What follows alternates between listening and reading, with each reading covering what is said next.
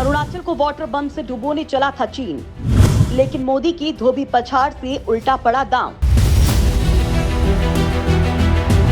चीन की सबसे बड़े हाइड्रो पावर प्रोजेक्ट को मुंहतोड़ जवाब। भारत के गेम प्लान का दीवाना हुआ अमेरिका और फ्रांस। दोस्तों, युद्ध को लेकर आपने अक्सर एटम बम सुना होगा, लेकिन कभी वाटर बम सुना है? शायद नहीं सुना। लेकिन चीन भारत के खिलाफ ऐसा ही बम बना रहा है, जो एक ही झटके में सीमा से उस पार से चला तो फिर पूर्वोत्तर का बचना मुश्किल है, क्योंकि चीन का ये बम भारत की सीमा के बेहद करीब है और ब्रह्मपुत्र नदी की चाल बदलने वाला है। इससे आप बस इतना समझ सकते हैं कि इससे हमारे पूर्वोत्तर भारत का बड़ा हिस्सा देखते ही देखते बाढ़ या फिर सूखे की गिरफ्त में चला जाएगा। लेकिन मोदी सरकार ने मौका देखते ही चीन की इस चाल पर हथौड़ा मार दिया। मतलब चीन भारत को जिस डर से डरा रहा था कि कभी वो पानी रोक देगा और कभी इतना पानी छोड़ेगा कि अरुणाचल प्रदेश डूब जाएगा, वो खुद अब भारत की प्लानिंग से, या ठीक से कहें तो भारत की बांध प्लानिंग से खौफ में जी रहा है। दोस्तों, अब भारत ने चीन नामक रावण के वध की तैयारी शुरू कर दी है और उसके वध की तैयारी शुरू हुई है एक ऐसे रामबाण बांध से, जिसके बारे में आज हम आपको बताने वाले हैं। चीन ने यारलुंग सांगपो रिवर पर, यानी जो भारत में ब्रह्मपुत्र कहलाती है, जिससे अरुणाचल प्रदेश और असम में पानी की आपूर्ति की जाती है, उसके ऊपर चीन ने बांध बनाने का काम शुरू किया हुआ है। बांध की क्षमता 60,000 मेगावाट है। चीन ये बांध ऐसी जगह पर बना रहा है कि भारत की रातों की नींद उड़ गई है।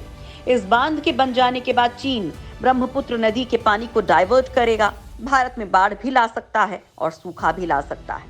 अगर चीन इस नदी में तेजी से पानी छोड़ता है तो असम और अरुणाचल प्रदेश में बाढ़ आ जाती, और अगर इस बहाव को रोक देता है तो अरुणाचल प्रदेश और असम में कुछ समय में सूखा पड़ने लग जाता, क्योंकि ब्रह्मपुत्र नदी ही यहाँ के पानी का मेन सोर्स है।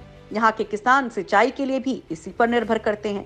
भारत को डर था कि चीन राजनीतिक तौर पर इसका इस्तेमाल करेगा और भारत चीन के जाल में फंस जाएगा, लेकिन भारत ने अब सारी बाजी पलट दी है और अब भारत चीन से नहीं बल्कि चीन भारत से डर रहा है, क्योंकि भारत ने चीन का प्लान फ्लॉप कर दिया है। और इसका ये मतलब है कि इतना पैसा चीन ने जो लगाया इस बांध को बनाने पर, वो अब इस नदी में बह जाने वाला है।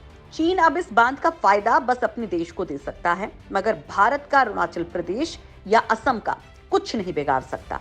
चलिए आपको बताते हैं कि भारत ने क्या पलटवार किया है और ये पलटवार कितना मजबूत है।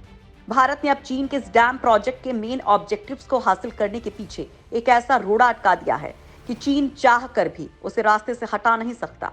भारत ने अरुणाचल प्रदेश के लोअर दिबांग वैली में बांध बनाने की मंजूरी दे दी है और ये बांध चीन के बॉर्डर से लगता हुआ ही है। ब्रह्मपुत्र की ही एक उपनदी दिबांग पर यह बांध बनाया जाएगा। आपको बता दें कि अरुणाचल प्रदेश और असम की पानी की जरूरतों पर भी काम करेगा और राजनीतिक तौर पर भी काम करेगा। अरुणाचल प्रदेश सरकार को इस परियोजना के पूरा होने के बाद 12% बिजली मुफ्त में मिलेगी। इसके अलावा 1% बिजली 11.2 करोड़ यूनिट स्थानीय क्षेत्र विकास कोष LADF में दी जाएगी। मुफ्त बिजली और स्थानीय क्षेत्र विकास निधि को मिलाकर इस योजना से प्रदेश सरकार को करीब 26,785 करोड़ का फायदा होगा। चीन को भारत के साथ कुछ दुर्दशा करने से रोकने के लिए भी मंगलवार को ये बांध बनाने की मंजूरी मिली है और ये आज तक का सबसे बड़ा हाइड्रो पावर प्रोजेक्ट बताया जा रहा है। इसका नाम दिबांग मल्टीपर्पज प्रोजेक्ट रखा गया है। कहते हैं कि जियोपॉलिटिक्स में सबसे पहले जियोग्राफी आती है और उसके बाद पॉलिटिक्स, यानी कि आपका भूगोल तय करेगा कि आपकी नीति और राजनीति क्या होगी। अब आपको इस बात का एहसास हो गया होगा कि चीन किस तरीके से ब्रह्मपुत्र नदी के पानी को वाटर बम के रूप में इस्तेमाल कर सकता है, जो स्थानीय राजनीतिक से लेकर के भारत के राष्ट्रीय सामरिक दृष्टि से बड़ी समस्या पैदा कर सकता है। अपर रिपेरियन स्टेट, यानी वो देश जहां से ऊपर की तरफ से नदी बहती हुई आती है, इसका एडवांटेज तो चीन के पास है, लेकिन भारत भूगोल की शक्ति से संपन्न है। दरअसल अगर आंकड़ों पर गौर करें तो जहां गर्मियों में ब्रह्मपुत्र के जलस्तर में बड़ा हिस्सा तिब्बत के ग्लेशियर का पानी है, तो वहीं 9 महीनों से ज्यादा में हालात भारत के पक्ष में नजर आते हैं। यही वजह है कि मंगलवार को भारत ने अब तक का सबसे बड़े हाइड्रो पावर प्रोजेक्ट को मंजूरी दे दी है।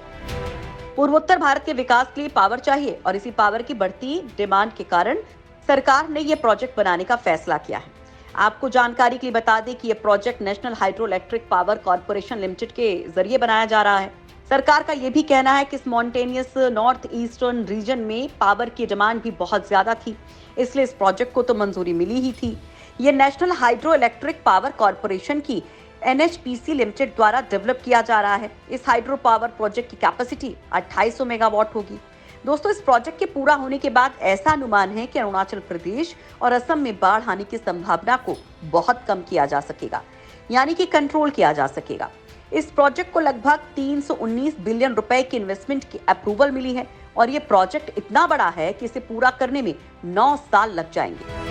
और इस प्रोजेक्ट में क्या क्या कंस्ट्रक्शन किया जाएगा, जरा वो भी सुन लीजिए। एक कंक्रीट ग्रेविटी डैम जिसकी ऊंचाई 278 मीटर होगी और कहा जा रहा है कि इसकी नींव भी सबसे गहरी होगी। 6 horse shoes shaped headrest tunnel जिसकी लंबाई 300 मीटर से 600 मीटर होगी और इनके डायमीटर लगभग 9 मीटर रहेगा। हेडरेस टनल को प्रेशर टनल भी बोला जाता है, जिसका उपयोग हाइड्रो पावर प्रोजेक्ट में किया जाता है। इसके साथ ही 6 horse shoes shaped tail race tunnel भी बनाए जाएंगे और इसकी लेंथ 320 मीटर से 470 मीटर तक होगी। इसके अलावा एक अंडरग्राउंड पावर हाउस भी बनाया जाएगा। इस बांध को मल्टीपर्पज कहा जा रहा है क्योंकि ये एक storage based hydro electric venture है।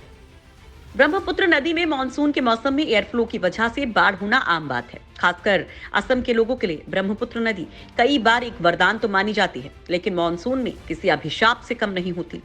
लेकिन ये प्रोजेक्ट ब्रह्मपुत्र नदी से जुड़ी सारी समस्याओं की चाबी है। खबरों की माने तो ये भारत का सबसे ऊंचा और मजबूत डैम होगा। दोस्तों, ये दावा किया जा रहा है कि ये हाइपर पावर प्रोजेक्ट पूरे साल इलेक्ट्रिसिटी की 11,222 मिलियन यूनिट जनरेट कर पाएगा, जिससे यहाँ के निवासियों की जरूरतों को पूरा किया जा सकेगा। वहाँ के स्थानीय लोगों की बिजली की मांग भी काफी बढ़ गई है और बहुत समय से सरकार के सामने ये जरूरत रखी गई है। अरुणाचल प्रदेश और असम के लोगों की भलाई करना ही इसका इकलौता उद्देश्य नहीं है। माना जा रहा है कि ये बांध बनाने का फैसला, इसकी मंजूरी चीन के लिए एक संदेश, एक चुनौती है कि भारत किसी से डरने वाला नहीं है।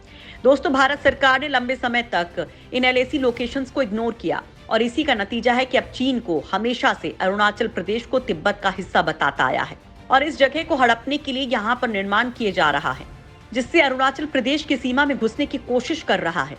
मगर अब यहाँ भारत सरकार ने भी निर्माण शुरू कर दिए हैं, जिसकी वजह से स्थानीय लोगों के बाढ़ का डर भी खत्म होने लगा और चाइना द्वारा यहाँ की परिस्थितियों को कंट्रोल करने का डर भी अब खत्म होने लगा है। भले इस प्रोजेक्ट को पूरा करने में 9 साल लगेंगे, लेकिन चीन अभी से बड़ी चिंता में आ गया है। आपको बता दी कि एक लंबे समय से ये बात बहुत सी कंट्रोवर्सी से घिरी हुई है। जनवरी 31, 2008 को पूर्व प्रधानमंत्री डॉक्टर मनमोहन सिंह द्वारा इसकी नींव रखी गई थी, लेकिन इसमें कोई भी प्रोग्रेस नहीं हो पाया क्योंकि ट्राइबल पॉपुलेशन इस प्रोजेक्ट के खिलाफ थी। उनका कहना था कि इससे कम्युनिटी लैंड्स छीन ली जाएंगी, कम्युनिटी लैंड के जंगलों की कटाई की जाएगी और विस्थापन किया जाएगा, इसलिए उन्हें मंजूर नहीं था। ऐसे विरोध के बाद इंटरनेशनल ऑर्गेनाइजेशन भी इसमें इंटरफेयर करने लगा क्योंकि इससे बायोडाइवर्सिटी रिच हिमालयन जोन को बहुत ज्यादा नुकसान होने वाला था। ऐसा कहा जा रहा था कि इस प्रोजेक्ट की कीमत पर्यावरण को चुकानी होगी, जो स्थानीय लोग अफोर्ड नहीं कर सकते। ऐसे विरोध के बाद मिनिस्ट्री ऑफ एनवायरनमेंट की forest advisory committee forest climate change ने इसे 2013 में रिजेक्ट कर दिया और 2014 में उसे दोबारा रिजेक्ट कर दिया। यहाँ के लोगों का विरोध इस बात को लेकर भी था कि प्रोजेक्ट की वजह से यहाँ रह रही ईदू मिश्मी ट्राइब के बहुत से मेंबर्स को उनकी कम्युनिटी लैंड से हटा दिया जाएगा और साथ ही उनकी चावल की खेती और फॉरेस्ट लैंड जिनकी वजह से उन्हें रोजी रोटी मिलती है वो भी खत्म कर दिए जाएंगे।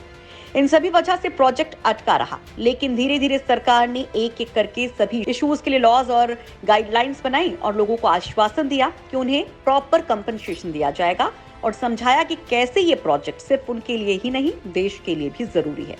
अब फाइनली से अप्रूवल मिल गया है और अब ये डैम बनाया जाएगा। दोस्तों, आपको क्या लगता है कि अब इसमें चीन कोई नई चाल चलेगा? चीन क्या अपने इरादों में कामयाब हो पाएगा या मुंह की खाएगा? कमेंट करके जरूर बताइए और वीडियो को लाइक और शेयर भी जरूर कीजिए। जय हिंद।